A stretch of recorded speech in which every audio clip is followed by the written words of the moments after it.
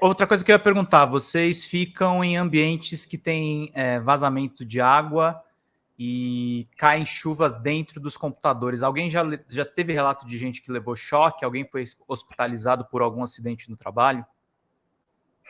Hospitalizado, não. Se teve choque, eu não posso afirmar, né, porque eu não tenho certeza. Mas, assim, eu já presenciei esses casos. Lá a gente tem essas telhas, lajes, né, se não me engano, é alumínio.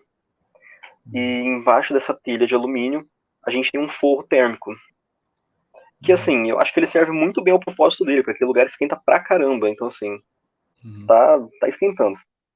E em alguns momentos, não somente em dia de chuva, né, mas principalmente em dias de chuva, mas tem momentos em que não está chovendo e que começa assim, cascata saindo das lâmpadas, cascatas assim caindo em cima de computador. Eu falo tranquilamente para você que já devem ter perdido aí por volta de uns 15 computadores. Só assim, o pessoal tá trabalhando lá e de repente começa uma cascata de água ali. E assim, o risco para todos os funcionários é muito grande, porque assim, não somente o risco elétrico, mas de um incêndio, de um curto-circuito, principalmente pela questão de ser um forro, né, no telhado. Para aquilo ali pegar fogo é muito fácil. O risco de pegar fogo, o fato de também vocês ficarem. A gente está enfrentando um verão extremamente abafado, vira uma coisa completamente insalubre para você se manter trabalhando ali, né? Sim, a gente já teve caso de outros funcionários assim começarem a passar mal dentro da empresa. Uhum. Tá, tá ali na operação, e aí aquele calor insuportável. A gente tem até uma prática que assim, a gente pegou os papelões, né, que vieram os computadores, e a gente começou a recortar os papelões para usar de abanador, porque assim, não tem como você permanecer lá sem passar mal, de tanto calor que é. E assim, a empresa, ela tem o formato de um L, assim. Na primeira parte, ainda assim, é um pouco mais fresco, mas quando você vira a segunda parte da empresa, ainda mais insuportável. Ainda mais insuportável. E não somente nessa área comum da empresa, mas ali no banheiro, por exemplo, a gente não tem iluminação. Então, assim, de dia você ainda tem alguma coisa vindo da janela, mas é um ambiente super escuro. E por ser banheiro, é um ambiente que fica frequentemente molhado, no escuro. Então, assim, para acontecer um acidente, pouco custa.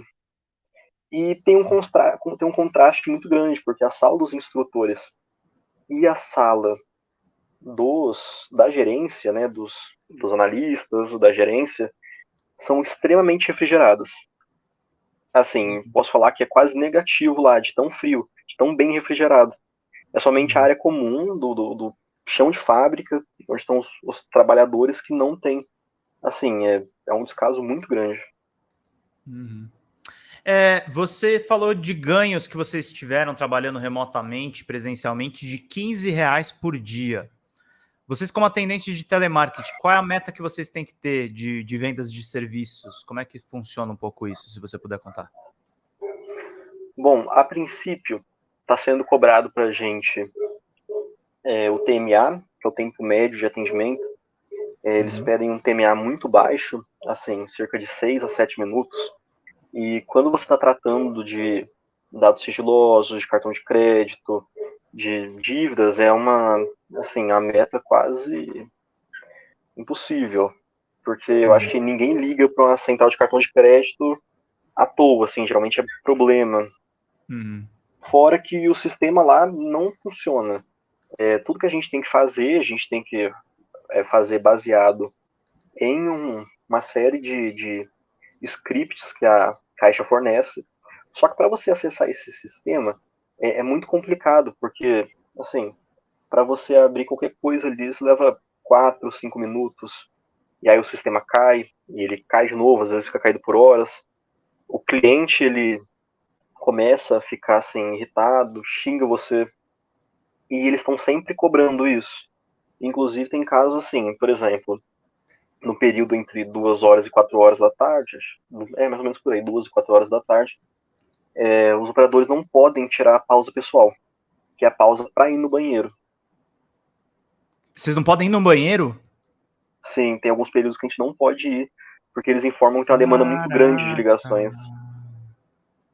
Cara, quando isso acontece com vocês, vocês não se sentem assim, do tipo, cara, eu tô fazendo trabalho escravo, eu tô escravizado aqui?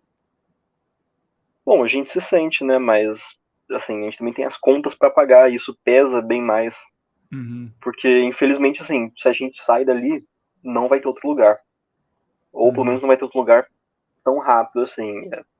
Entre a pessoa ficar meses e sem trabalhar e ter, por exemplo, se eu ficar um mês sem trabalhar, eu vou pra rua porque eu não tenho nenhuma outra fonte uhum, de renda e nenhuma reserva, porque todo o valor que eu recebo vai para custear minha moradia, para minha alimentação e etc. Então, assim, né, uhum, fora que, assim, o pessoal que trabalha lá é um pessoal mais marginalizado. São uhum, pessoas que têm filhos, pessoas que não têm uma escolaridade tão alta assim. Então uhum. são pessoas em estado de vulnerabilidade mesmo, que não podem se dar o luxo de perder os empregos. E aí acaba, né, se sujeitando, porque essa é a realidade que está dada pra gente hoje.